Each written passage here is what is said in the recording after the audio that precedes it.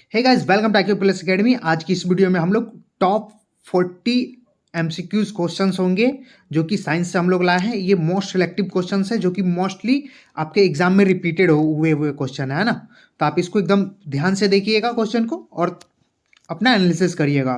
चलिए दोस्तों, वीडियो को शुरू करते हैं। आज का अपना पहला क्वेश्चन होगा, आप यहाँ देख सकते हो, विच of the following is not a scalar quantity. कौन सा इसमें स्केलर क्वांटिटी नहीं है, पहचान करनी है। Time, volume, density, momentum. तो आप यहाँ पे देख सकते हो मोमेंटम क्या है, वेक्टर क्वांटिटी है, ये स्केलर क्वांटिटी नहीं है। बाकी इसके अलावा आप देख सकते हैं कि वेक्टर क्वांटिटी क्या होती है। तो आप यहाँ पे देख सकते हैं इसका डिफिनीशन भी, vector quantity possess both magnitude and direction. Vector quantity के पास क्या होता है, मैग्नीट्यूड और डायरेक्शन दोनों होता है, जबकि स्केलर क्वांटिटी के पास ओनली क्या होता है, मैग्नीट्यूड होता है, डायरेक्शन नहीं होता है ना। मैग्नीट्यूड मतलब कोई वैल्यू। चलिए अगले प्रश्न पे आते हैं।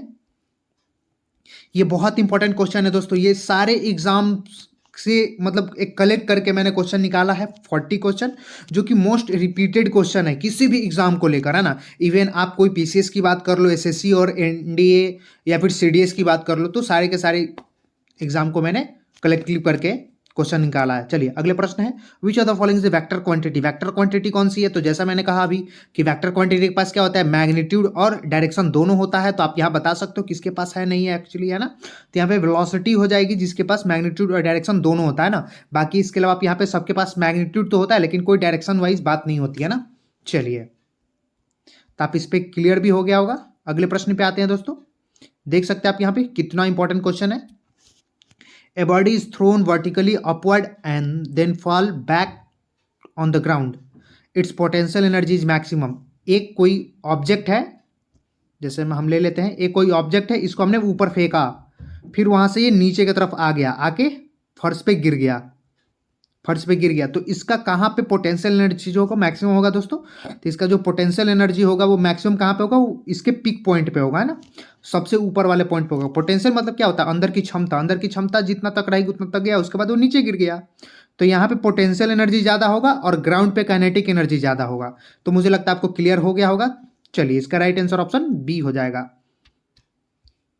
आप यहाँ पे देख सकते हो पोटेंशियल एनर्जी का एक फॉर्मूला भी होता है mgh, इससे भी आप कैलकुलेट कर सकते हो अगर न्यूमेरिकल दिया तो। Next, A jet engine work on the principle of conservation of. Jet engine जो होता है वो किस प्रिंसिपल पे काम करता है, तो वो लीनियर मोमेंटम पे काम करता है दोस्तों, यहाँ पे आप देख सकते हो। चलिए नेक्स्ट है, one feels heavier in A lift when the lift. आप लिफ्ट में कभी फील किए होंगे, ऐसा महसूस किए होंगे कि लिफ्ट में अब जब जा रहे होते हैं ना, कब आप मतलब अपने आप को बहुत ज़्यादा भारी फील करते हो और कब अपने आप को हल्का एकदम फील करते हो कि ओ मैं तो एकदम हल्का लग रहा हूँ समथिंग। तो आप एक्सपीरियंस यहाँ पे बता सकते हो, वही एक्सपीरियंस एक क्वेश्चन के रूप में है, आप बता सकते हो ना। तो यहाँ पे क्या होगा, just begin to go up, जैसे ही वो ऊपर जाने वाला के लिए स्टार्ट होता है ना, वैसे ही आपको लगता है कि वो बहुत भारी मुझे लग रहा है ना, ऐसा समथिंग मुझे उठा रहा है तेजी से करके, है ना। चलिए, और जैसे ही वो नीचे की तरफ जा रहा होता है फ्रीली, तो क्या होता है दोस्तों, वहां पे हम लोग हल्का हो जाते हैं। तो मुझे लगता है आपको ये वाला बात क्लियर हो गया, आप यहाँ पे पढ़ भी सकते हैं। चलिए, the lift off an airplane is based on किस पे, तो बर्नौली थ्योरम पे काम करता है दोस्तों एरोप्लेन। तो working principle of washing machine, washing machine कौन से प्रिंसिपल पे काम करता है दोस्तों, तो सेंट्रीफ्यूगेशन पे काम करता है ना। हमेशा देखना कपड़ा को क्या करेगा, जब आप इधर उधर कपड़ा डालते हो तो उसको बीच में रखता है, हमेशा बीच से क्या करेगा, फोर्स लगाएगा और बाहर की तरफ फेंकते रहेगा।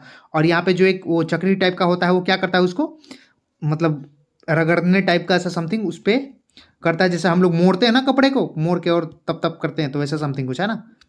चलिए, आप यहाँ पे देख सकते हो टूवर्ड द एक्सिस। चलिए, अगर होगा आपके पास तो आप देख रहे होंगे। नेक्स्ट है, the spread in colour in a rainbow on sky is primarily due to, किसके कारण होता है दोस्तों, तो डिस्पर्सन ऑफ सनलाइट होता है ना। सनलाइट का क्या होता है, डिस्पर्सन हो रहा होता है, तभी जाके होता है। ये आपको पता ही होगा, विबग्योर बहुत ही ईजी है, सभी कलर के कोड है ये। चलिए, वॉयलेट और रेड का।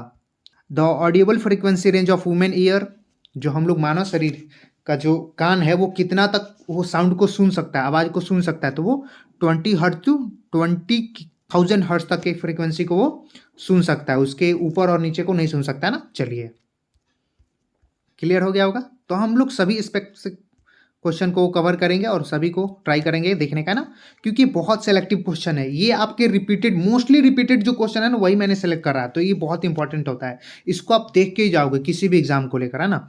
What type of electromagnetic radiation is used in the remote control of television. जो हम लोग कभी भी टीवी के लिए एक रिमोट रखते हैं ना, चैनल चेंज करते हैं, वॉल्यूम बढ़ाते हैं घटाते हैं, रेड उससे इंफ्रारेड निकलता है ना, याद रखना। नेक्स्ट बहुत इंपॉर्टेंट क्वेश्चन है, विच mirror is a rear view mirror in the vehicles. ये भी इंपॉर्टेंट क्वेश्चन है, मोस्ट रिपीटेड क्वेश्चन है, तो वो हो जाएगा कॉन्वेक्स मिरर, जो कि गाड़ी में लगी होती है पीछे देखने के लिए, आपको पता होना चाहिए, है ना, कॉन्वेक्स मिरर होता है। चलिए नेक्स्ट है, the reason of mirage is. कभी आपने फील किया होगा जब आप गर्मियों के सीजन में जाते हो हाईवे पे, तो क्या देखते हो कि आगे आपको ऐसा फील होता है कि आगे जो है वो पानी है, रोड पे पानी लगा हुआ है, पानी है ना, ऐसा समथिंग लगता है आपको, तो उसी को मिरर बोलते हैं। और ये ऐसा क्यों होता है, तो ये होता है total internal reflection of light की वजह से, है ना, याद रखना, मिरेज होता है। चलिए ऐसा बहुत जगह होता है, रोड पे भी, सैंड पे भी, रेगिस्तान वाला एरिया में। चलिए नेक्स्ट है, the colour of light is determined by its, किससे, तो वेवलेंथ से, है ना, वेवलेंथ। चलिए नेक्स्ट है, ultrasonics are sound wave of frequency कितने का, तो ग्रेटर देन 20,000, है ना, 20,000 तक का क्या है, 20,000 तक का क्या है दोस्तों, तो वह ह्यूमन ईयर का रेंज है ना, 20 to 20,000, उसके ऊपर का हो गया आपका अल्ट्रासोनिक। चलिए बहुत इंपॉर्टेंट है question, the mirror use by a dentist to examine the teeth of patients is. देखते हो कभी अगर मम्मी का, दादाजी का या पापा का कभी दांत में प्रॉब्लम होता है या किसी का भी, तो जाते हो जब डेंटिस्ट के पास, तो वहाँ पे वो देखता है कोई मिरर से, वो मिरर कौन सा होता है दोस्तों, तो वो कॉनकैव मिरर होता है ना, टीथ को देखता है जो। चलिए नेक्स्ट है, to look total image of a person, the image height of a mirror, plane mirror is कितना होना चाहिए। जब आपके पास ये एक मिरर है और आप यहाँ पे खड़े हो, एक आदमी है ऐसा समथिंग, है ना, बस ऐसे ही रैंडमली बना दिया है, मतलब इसको लेकर माइंड मत करना। तो ये आदमी है और ये मिरर है, अब इसका पूरा इमेज दिखाने के लिए मिरर का कितना साइज होना चाहिए इसके कंपेरेटिवली, वो यहाँ पे पूछ रहा है, तो यहाँ पे कितना हो जाएगा दोस्तों, half of the height of the person. Clear हो गया, the height of the person, जो पर्सन का एक हाइट है उसका हाफ होना चाहिए, है ना, तभी उसका क्लियर पूरा इमेज दिखेगा टोटल, है ना। चलिए नेक्स्ट है, sound wave don't travel in किस में, तो वैक्यूम में ट्रेवल नहीं करता है, बाकी सॉलिड लिक्विड गैसेस में ट्रैवल करता है, याद रखिएगा, और सबसे तेज करता है साउंड सॉलिड में।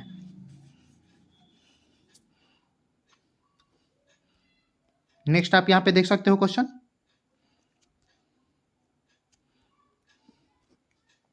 Radio active dating is a technique which is be use to measure radioactive dating.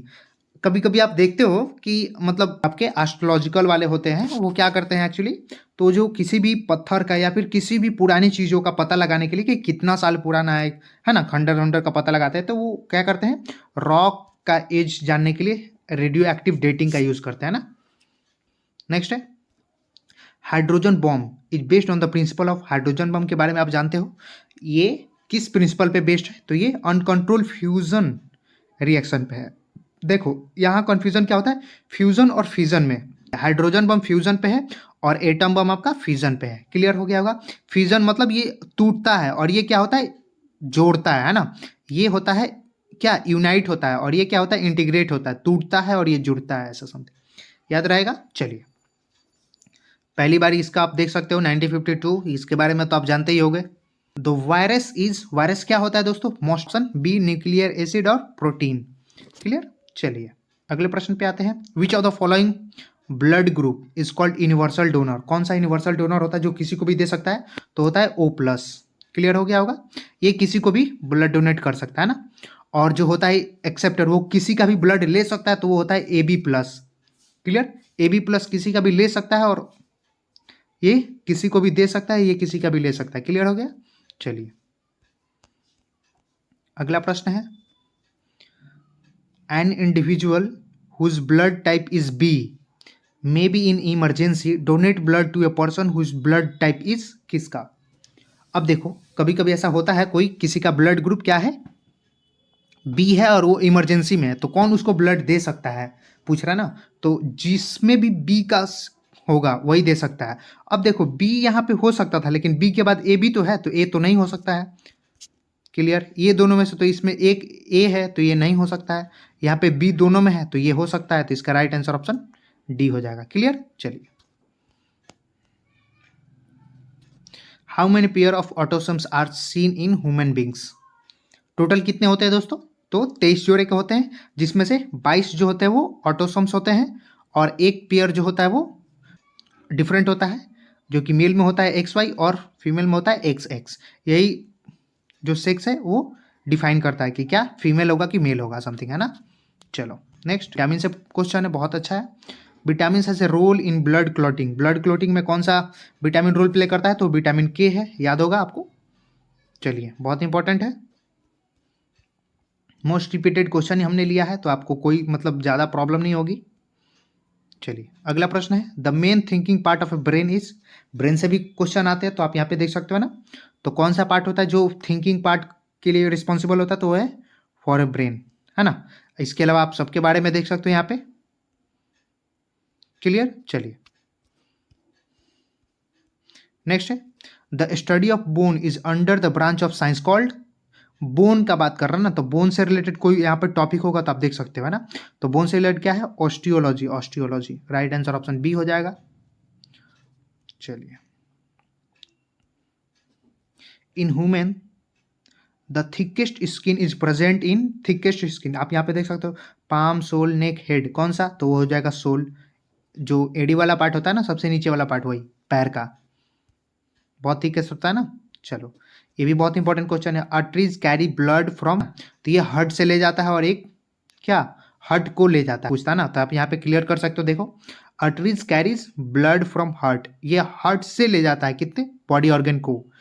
Arteries वो ब्लड हार्ट से लेकर जाता है कहाँ पे? बॉडी ऑर्गन को, सभी बॉडी ऑर्गन को। और वेंस जो है वो क्या क्या कैरी करता है? बॉडी से हार्ट की तरफ ले जाता है। क्लियर हो गया? नेक्स्ट है, इंसुलिन इज। इंसुलिन क्या होता है दोस्तों? तो ये प्रोटीन होता है। अच्छा क्वेश्चन है। नेक्स्ट है, which of the following hormone play a role in release of milk from mammary glands? तो कौन रिस्पॉन्सिबल होता है? वो होता है ऑक्सीटोसिन, है ना। ऑक्सीटोसिन हार्मोन जो है वो वही रिस्पॉन्सिबल होता है। चलिए, in human being body vitamin A is stored in. Vitamin A कहाँ पे स्टोर होता है दोस्तों? तो लीवर में स्टोर होता है। Liver store fat soluble vitamins. Largest gland of body, ये सबसे लार्जेस्ट ग्लैंड होता है बॉडी का। And release this vitamins into circulation when need arise, जब जरूरत पड़ता है तब ये उसका सर्कुलेशन भी करता है। चलिए, which of the following vitamin is used as an antidote to anticoagulants poisons? तो ये कौन सा होता है जो दोस्तों? तो वो हो जाता है आपका विटामिन के, है ना। चलिए, अगला प्रश्न है, cobalt 60 isotopes is used in the treatment of cancer. Cobalt 60 देख सकते हो। चलिए, which of the following is an antibiotic drug? कौन सा होता है? तो वो इंसुलिन होता है। नेक्स्ट है, the organ of human body directly affected by the disease of hepatitis is. Liver होता है, हेपेटाइटिस से इफेक्ट पड़ता है इसको। Next, which of the following disease not cause by virus? वो कौन सा है? तो वो है डिप्थेरिया। बाकी यहाँ पे पोलियो, स्मॉल पॉक्स, रैबीज, ये सभी वायरस से रिलेटेड बनते हैं ना। अब यहाँ नेक्स्ट है, एमआरआई क्या होता है? एमआरआई का फुल फॉर्म बताना है ना। मैग्नेटिक रेजोनेंस इमेज होता है ना। मैग्नेटिक रेजोनेंस इमेज होता है। राइट आंसर ऑप्शन सी हो जानी है। देखिए, ये भी बहुत इंपॉर्टेंट क्वेश्चन है। यहाँ पे मैच करना है vitamin A. Vitamin A night blindness vitamin A से होता है, यहाँ पे देख सकते हैं। इसका आप यहाँ पे दिखा देते हैं। विटामिन बी आप देख सकते हो, बेरी बेरी, और vitamin C scurvy. Vitamin B1 है, क्योंकि बी कॉम्प्लेक्स जो होता है ना उसमें बहुत सारा होता है, B1 B2, है ना, B12 ऐसा करके होता है ना। तो आप यहाँ पे B1 का पूछ रहे हो, तो बेरी बेरी हो गया। नाइट ब्लाइंडनेस विटामिन ए आपको पता ही होगा, और सी हो गया स्कर्बी, और रिकेट जो होता है विटामिन डी की वजह से होता है ना। तो क्लियर हो जाना चाहिए, राइट आंसर ऑप्शन बी हो जाएगा। तो प्लीज़ अगर वीडियो अच्छा लगे तो अपने दोस्तों के साथ शेयर कीजिएगा और मिलते हैं दोस्तों अगली वीडियो में, तब तक के लिए जय हिंद।